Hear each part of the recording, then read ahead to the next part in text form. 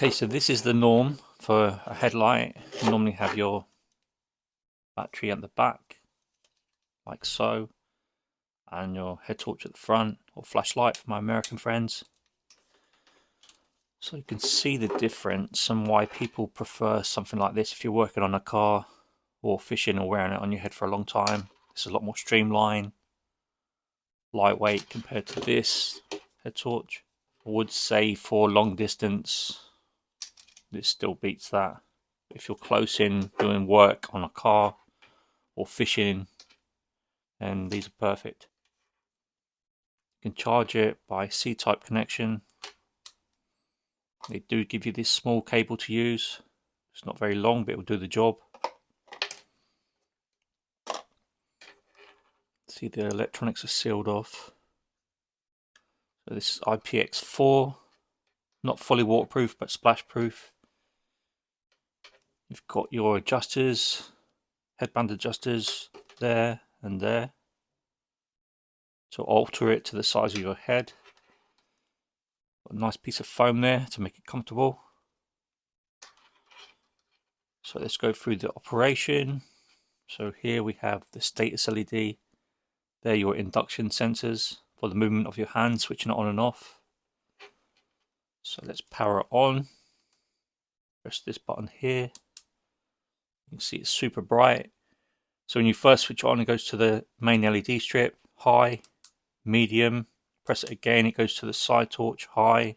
Press it again, it goes to medium. If you hold the power button in, it will strobe. Press it again and switch it off. Okay, so to use the induction side, so these sensors, just switch on to your desired method of lighting things up, like the main front strip or the side torch, and you press the other button.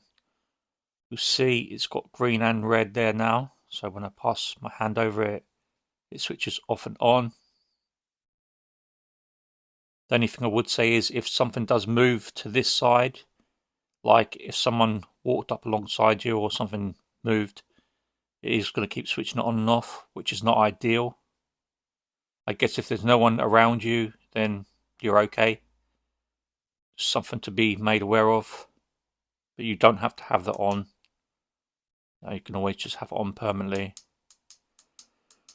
The advantage of using the motion side is, if your hands are covered in grease, because you're a mechanic or you're a fisherman and your hands are covered in bait, you don't have to keep putting it all over the actual head torch itself or on your head.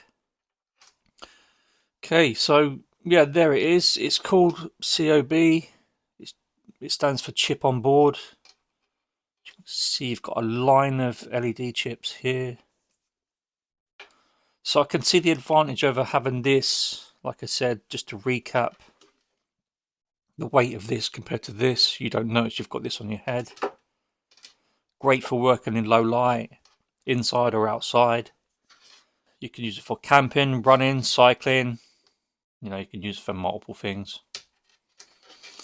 I'll leave a link in the description if you're interested. So this was around £5. So what's that, about $6? Good price. Over here I've seen them go for same type of torch, go for around £15 at Screwfix and £30 at B&Q. So a big saving there for you guys. So this is the main unit itself. I just pulled it out of the actual silicone cover. Just got your two wires leading to the LED strip here. See the soldering standard, it's pretty good. So the battery it uses is a 600 milliamp hour battery, 2.22 watt hour, and it is an 18650. You normally do use them, most of these things. See, this just plugs back in. So I thought you might find it interesting if you've got one of these to see what's inside it. So to put it back together, you just put it back in like so. So just put that silicone cover back over it and just test it again.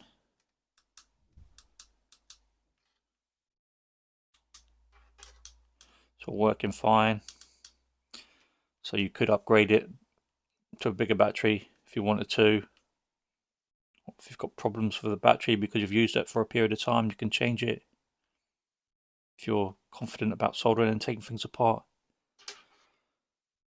So I bought a few more things you might be interested in, which I'll put on the channel. Cigarette lighter, 3-way, so 1 to 3. Also has a USB and a PD socket. See, it works on 12 and 24 volts. The USB output is 5 volt, 3.1 amp, 15 watt. The cigarette lighter output is 12 to 24 volt and 10 amp, 120 watts. So probably be taking a look at this. And if you need more USB sockets, you can always put one of these in the cigarette lighter socket you've got spare. So we've got another 4 USBs here and a PD socket. I also purchased one of these soldering mats.